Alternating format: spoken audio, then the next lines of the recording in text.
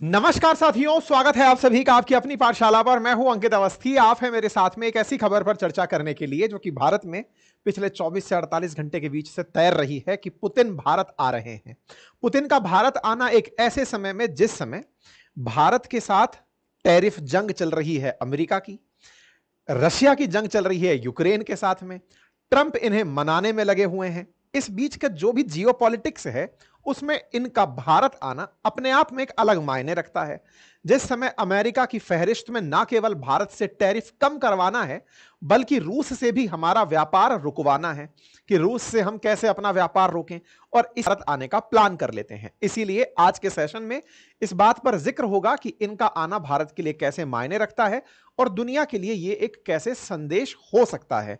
लेकिन क्या भारत इनका आना अचानक हो रहा है या फिर इसके पीछे कोई ऐतिहासिक पृष्ठभूमि है? आज के सेशन में विस्तार से चर्चा करेंगे। हेडलाइंस इस तरह की हैं कि इस बार हमारी टर्न है, नाउ इट्स अवर टर्न। ये तो बिल्कुल वैसे हो गया ना जैसे आप क्रिकेट मैच खेल रहे हो, तो पहले मेरी बैटिंग हो गई, अब मेरी बैटिंग के बाद में दूसरा पक्ष बोल रहा है कि अब मेरी बैटिंग का वक्त है। मतलब यह है कि आप कुछ तो ऐसा करते हैं जिसमें बारियां आती हैं, टर्न आती हैं। तो वो जो टर्न की बात है यहां पर कैसे सुर्खी बनी है आज के सेशन में जिक्र होगा। ऐसे कालखंड में जब रशिया यूक्रेन वॉर के रोकने के तमाम प्रयास जो अमेरिका द्वारा हुए वो फिलहाल तो विफल ही नजर आ रहे हैं। ट्रंप आने वाले समय में इन पर हो सकता है सख्ती दिखाएं और वो सख्ती भारत पर बहुत महंगी पड़े, इसलिए भारत के लिए यह मीटिंग बहुत ज्यादा मायने रखती है। इंटरेस्टिंग बात यह है कि ट्रंप जब से सत्ता में आए हैं यूक्रेन को और यूरोपियन देशों को इसी बात पर धमका रहे हैं कि मैं इन दोनों के बीच में ठंडक कराना चाहता हूं, शांति कराना चाहता हूं। लेकिन ट्रंप हैं, पुतिन हैं कि वो इनकी एक नहीं सुन रहे हैं।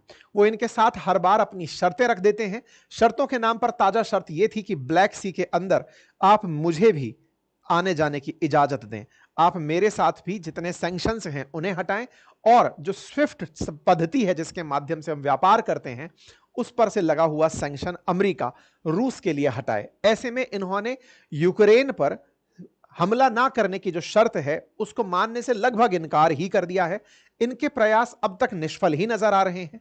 तो हो सकता है कि और राष्ट्रपतियों की तरह यह भी रूस पर आने वाले समय में सैंक्शन सैंक्शन खेल का प्रयास करें। यह सुर्खी कहां से निकलकर आई कि वो भारत आ रहे हैं और कब आ रहे हैं? तो कब आ रहे हैं उसका जवाब फिलहाल नहीं है, लेकिन हां, रूसी विदेश मंत्री सरगेई लेवरोव ने हाल ही में यह लाइन कही कि इस बार वो भारत आ रहे हैं। तो भारत आ रहे हैं, टाइम डिसाइड नहीं है, लेकिन भारत में इसकी तैयारियां शुरू हो चुकी हैं। रूसी अंतरराष्ट्रीय मामलों की परिषद की ओर से विषय पर आयोजित एक सम्मेलन के अंदर वीडियो कॉन्फ्रेंसिंग को संबोधित करते हुए रूसी अंतर मतलब लेवरोव के द्वारा इस बात को जोर दिया गया कि पुतिन भारत के यात्रा की तैयारी कर रहे हैं। इंटरेस्टिंग होगा यह जानना कि प्रधानमंत्री मोदी का जो तीसरा कार्यकाल है उसमें एनडीए 3.0 के प्रधानमंत्री के पहले कार्यकाल में प्रधानमंत्री तीसरी बार जब प्रधानमंत्री बनकर आए तो पहली विदेश यात्रा में वो रूस गए थे और रूस जाकर पुतिन से मुलाकात किए थे। इनका बयान ऐसे समय पर आना कि भारत वो आ रहे हैं दिमाग में एक प्रश्न खड़ा करता है कि यार अभी थोड़े दिन पहले तो प्रधानमंत्री जी जाकर आए हैं, ये घटना को घटे हुए अभी साल भर भी पूरा नहीं हुआ है और साल भर के दौरान ये कह रहे हैं कि वो आ रहे हैं। तो आइए मैं अब आपको थोड़ा सा इसकी ऐतिहासिक पृष्ठभूमि में ले चलता हूं। पुतिन पिछली बार भी भारत आए थे। कब आए थे? तो वर्ष 2021 में आए थे। तो सर 2021 के बाद तो अब आ रहे हैं। तो हां, अब इसका एक ऐतिहासिक हिस्ट्री है जिसमें यह टर्न शब्द का मीनिंग भी समझ में आएगा, और वो ये है कि भारत और रूस 2002 से वर्ष 2000 से इंडिया रशिया एनुअल समिट आयोजित करते आ रहे हैं। दो देशों के बीच में इस तरह की ये जो बाइलेटरल टॉक्स हैं ये बहुत ही हाई एनर्जी टॉक्स कंसीडर की जाती हैं। कहा जाता है कि भारत दो ही देशों के साथ इतनी कॉम्प्रिहेंसिव मीटिंग करता है, उसमें से एक रूस है और दूसरा जापान है। रूस के साथ जो भारत की मीटिंग्स होती हैं उनमें साल भर भारत के तमाम विभाग रूस के अपने काउंटर विभागों के साथ, जैसे रक्षा विभाग है तो वहां के रक्षा विभाग से, विदेश मंत्रालय है तो वहां के विदेश मंत्रालय से, वाणिज्य है तो वहां के वाणिज्य से लगातार वार्ता में रहते हैं। और हर साल इन वार्ताओं को सबसे ज्यादा अध्यक्षता या फिर महत्व दिया जाता है जब दोनों देश के राष्ट्राध्यक्ष एक दूसरे से मिलते हैं। वर्ष 2000 से भारत और रूस इस तरह की लगातार सालाना बैठक करते आ रहे हैं, जिसमें एक बैठक भारत में होती है और उसके बाद नेक्स्ट ईयर की जो बैठक है वो रूस में आयोजित की जाती है। तो इस तरह से ये जो टर्न वाली बात है ये आपको समझ में आनी चाहिए कि सन 2024 में मोदी जी अगर वहां गए थे तो 25 में इनका यहां आना बनता है। ठीक है, तो टेक्निकली 2000 से लेकर के 2025 के बीच में ऐसी 26 मीटिंग हो जानी चाहिए, क्योंकि सन 2000 में भी मिले थे और 25 में मिल रहे हो तो 26th मीटिंग होनी चाहिए थी। लेकिन कुल मीटिंग अब तक हुई कितनी है और ये कौन सी वाली होने जा रही है, तो तथ्यात्मक रूप से जान लीजिए कि ये प्रधानमंत्री मोदी और पुतिन जी की, या फिर कहिए रूसी राष्ट्रपति की 23rd मीटिंग है। ये 23rd एनुअल समिट है। यहां पर ध्यान देने योग्य बात यह है कि इनका एनुअल समिट के अलावा मिलना, कब मिलना, जैसे ब्रिक्स की बैठक है, एससीओ की समिट है, उनमें मिलना यहां काउंट नहीं किया जा रहा है। दो देशों के लिए बाइलेटरल टॉक्स के नाम पर मिलना, कि दोनों देशों के व्यापारिक और वाणिज्यिक रिश्ते जिस तरह के हैं, रक्षा रिश्ते जिस तरह के हैं, उन पर वार्ता करने के लिए 2025 की यह मीटिंग 23rd मीटिंग होगी। अब यहां पर एक नंबर निकल कर आता है कि 2000 से लेकर के 2025 की मीटिंग 23rd है। बीच की 3 मीटिंग्स कहां गई, तो असल मायने में बीच की जो 3 मीटिंग्स हैं वो 22-23 वाली मीटिंग्स हैं जो मिस हुई हैं, और वो जो 22-23 वाली मीटिंग्स है ना, उन्हीं की चर्चाएं फिलहाल चल रही हैं। तो देखिए, ये जो 21वां भारत वार्षिक शिखर सम्मेलन था, ये सन 2021 में संपन्न हुआ था। तो 2021 तक क्रोनोलॉजिकली 21 समिट हो चुकी थी। 2000 के बाद में मैं एक ईयर लाना भूल गया कि वो कौन सा ईयर जो बच गया, ठीक है ना। 2021 में 21वां समिट संपन्न हुआ। उसके बाद 22 में आपने गोले फोड़ दिए, तो फरवरी से तो आप युद्ध में ही चल रहे हैं, 24 फरवरी 2022 से तो आप यूक्रेन पर गोला फोड़ दिए। तो 2022 की समिट नहीं हो पाई, 2023 की भी नहीं हो पाई। 2024 में जाकर के प्रधानमंत्री वहां गए। तो भारत के साथ में इनकी जो 2021 की मीटिंग थी उसमें पुतिन भारत आए थे। हालांकि कोरोना का टाइम था, भारत इनका आगमन हुआ और भारत ये कुछ ही घंटे रुके थे, 4 घंटे के आसपास इनकी मीटिंग थी, और उस समय भी लगभग 34 समझौतों पर भारत ने साइन किए थे। ठीक है, ऐसे में 2024 के अंदर प्रधानमंत्री का वहां जाना, वो भी एनुअल समिट का हिस्सा था, और वो 22वीं समिट थी जिसकी तस्वीरें आपके साथ साझा कर रहे हैं। 2024 में प्रधानमंत्री रूस में 2 बार गए थे, लेकिन एक बार जब गए थे वो ब्रिक्स समिट के लिए गए थे, जो कि 22 अक्टूबर को रूस में थी। इससे पहले जो जुलाई में गए थे वो एनुअल समिट के लिए गए थे। तो एनुअल समिट वाली जो मीटिंग है वो वाली मीटिंग अब प्रस्तावित है 2025 में। तो अपेक्षित है कि जब ये अनाउंसमेंट हुआ है मार्च में, तो ये मई जून के आसपास या जुलाई के आसपास पुतिन भारत आएंगे। ये इसी कंफर्मेटिव ऑर्डर में है, और ये हर साल भारत और इनका आना जाना होता है। मैंने इसीलिए कहा यहां पर नंबर्स में ये काउंट नहीं करना है कि ये दोनों कितनी बार मिले, क्योंकि मिलना अलग अलग मंच पर भी होता है, लेकिन एक दूसरे के इस लक्ष्य से मिलना काफी ज्यादा मायने रखता है। ठीक है, जब पिछली बार ब्रिक्स समिट के अंदर मुलाकात की बात हुई थी, जो कि अक्टूबर के अंदर हुई थी, उससे भारत और चीन के जो संबंध हैं वो रूस की मध्यस्थता से काफी ज्यादा सामान्य हुए थे। वही उसी के बाद में भारत और चीन एक दूसरे के करीब आए, कैलाश मानसरोवर यात्रा हो या फिर डायरेक्ट फ्लाइट्स हो, गलवान वैली के बाद का डिसएंगेजमेंट हो, ये सब इसी मीटिंग के बाद शुरू हुआ था, जिसमें पुतिन ने भारत और चीन को एक दूसरे के खिलाफ जो भी युद्ध की तैयारियां चल रही थी उनसे हटा करके एक दूसरे से दूर कर दिया था कि आप दोनों डिसएंगेज रहिए। तो पुतिन का अब ऐसे समय पर जब रशिया यूक्रेन वॉर अभी भी चल रहा है, भारत आना भारत के लिए कितने सारे मायने खोलता है, अब हम उसकी चर्चा करते हैं। तो देखिए, यूक्रेन के केस में जब यूक्रेन के साथ वॉर चला तो पुतिन ने भारत की यात्रा को ठीक नहीं माना। क्यों नहीं माना? इसके पीछे भारत की स्थिति बड़ी डामाडोल थी। डामाडोल क्यों थी?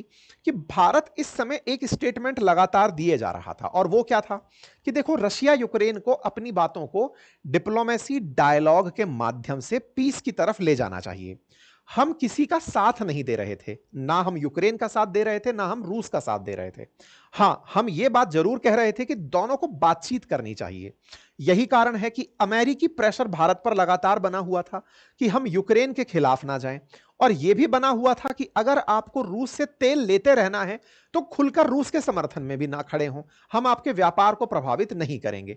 तो इस पूरे दौर में भारत ने अपने व्यापारिक हितों की रक्षा की, सस्ता तेल दुनिया का मंगाया और अपने देश में महंगाई का असर नहीं होने दिया। लेकिन हां, इस दौर में हमने रूस के साथ खुलकर मंच साझा नहीं किया। तो 2022 और 23 की वार्ताएं हमारी इसी दौर में नहीं हो पाई। इस बीच में अमेरिका इस बात को बहुत अच्छे से मॉनिटर कर रहा था कि हमारा कितना असर भारत पर हुआ, और असर के नाम पर वो यही देख रहा था कि मैंने इन लोगों की बायलेटरल टॉक्स को रोका या नहीं रोका।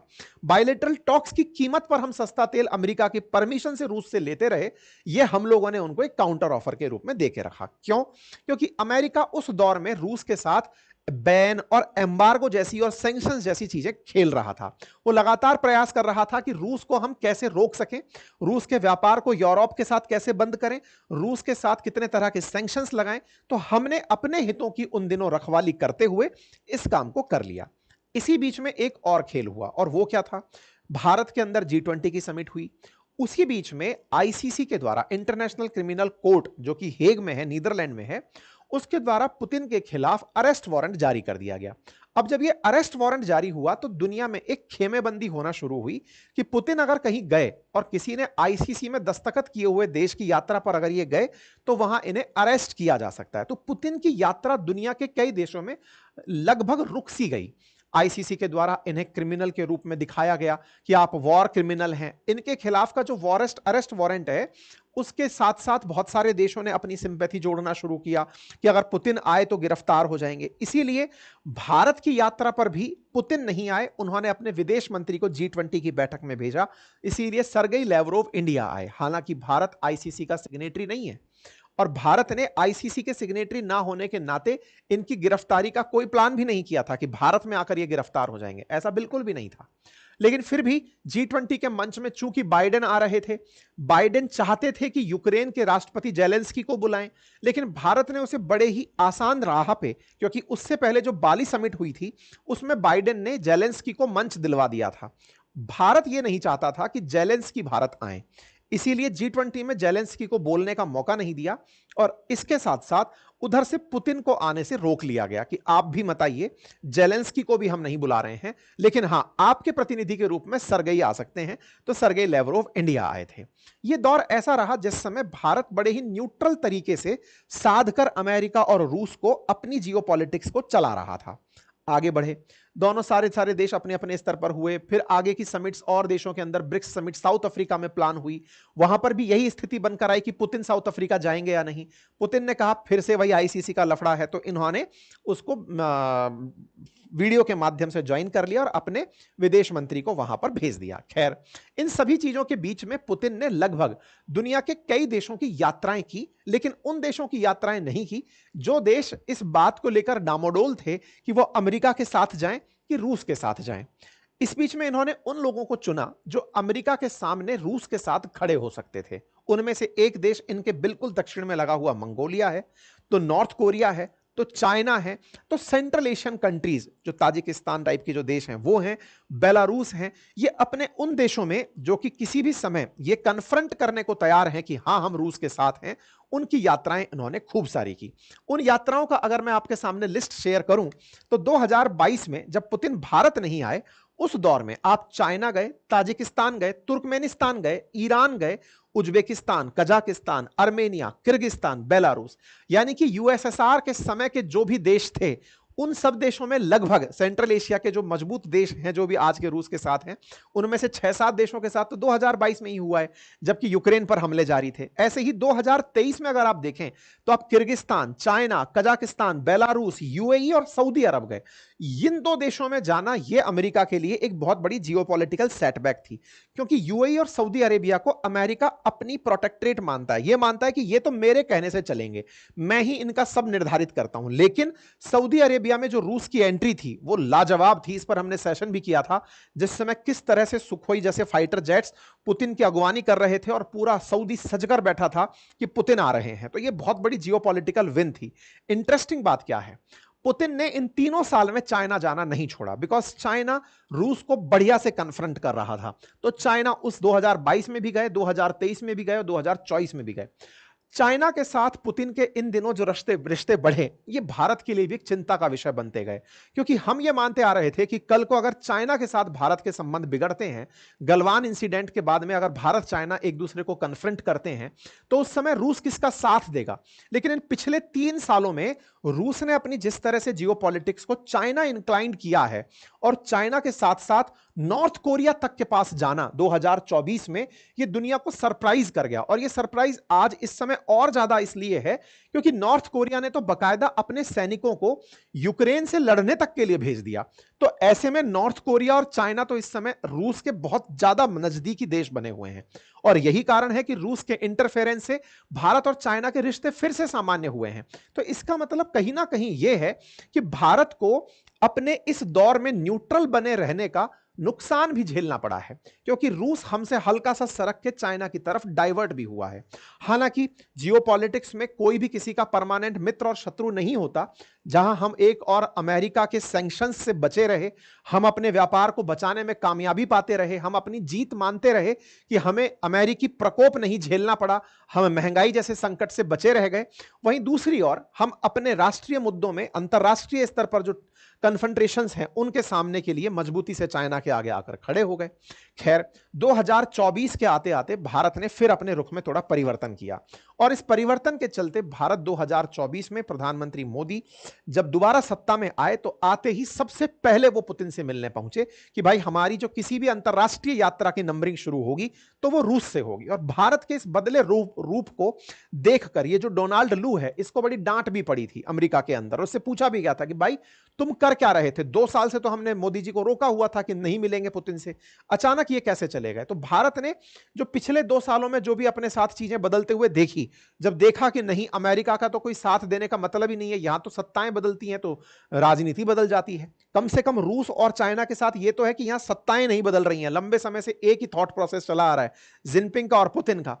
तो यहां पर विचारधारा में कम से कम एक रूपता तो है।